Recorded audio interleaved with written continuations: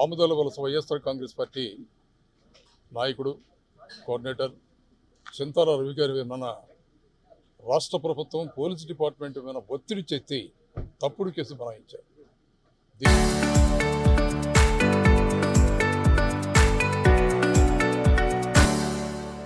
దీన్ని వైఎస్ఆర్ కాంగ్రెస్ పార్టీ తీవ్రంగా ఖండిస్తుంది. స్పష్టంగా అర్థమవుతుంది. ఇవాళ భారతదేశంలో బలమైనటువంటి న్యాయ వ్యవస్థ ఒకటి ఉందనే సంగతి రాష్ట్ర ప్రభుత్వం మర్చిపోతున్నట్టుంది.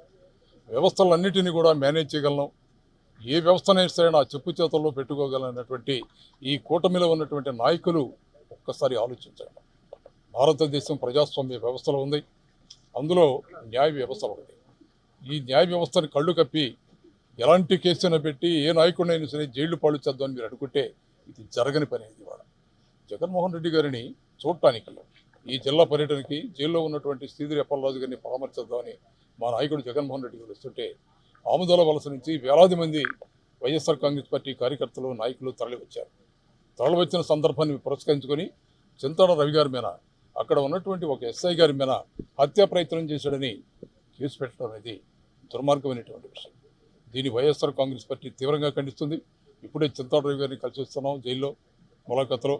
వారు చాలా ధైర్యంగా ఉన్నారు. ప్రజా వ్యతిరేక కార్యక్రమాలు చేస్తున్నటువంటి ప్రభుత్వమైన వెనుకడికేసే ప్రసక్తి లేదు. ఎన్ని కేసులు పెట్టినా వెనుకడికి వెయ్యం. ఇచ్చిన మాటను నిలబెట్టుకోవాలి చంద్రబాబు నాయుడు గారు. అలాగే ఈ రాష్ట్రంలో మీరు చేస్తున్నటువంటి ప్రజా వ్యతిరేక కార్యక్రమాల మీద ఎన్ని ఉద్యమాలు చేయడానికన్నా జగన్మోహన్ రెడ్డి గారి నాయకత్వంలో సిద్ధంగా ఉన్నారని వాళ్ళు చాలా ధైర్యంగా ఉన్నారు. తప్పకుండా ఈ రాష్ట్రంలో రాబోయేది జగన్మోహన్ రెడ్డి గారి ప్రభుత్వమే. ఇలాంటి ప్రజా వ్యతిరేకల ద్వారా ప్రశ్నించే గొంతుకుని మీరు తొక్కలేరు. ఆలోచించండి.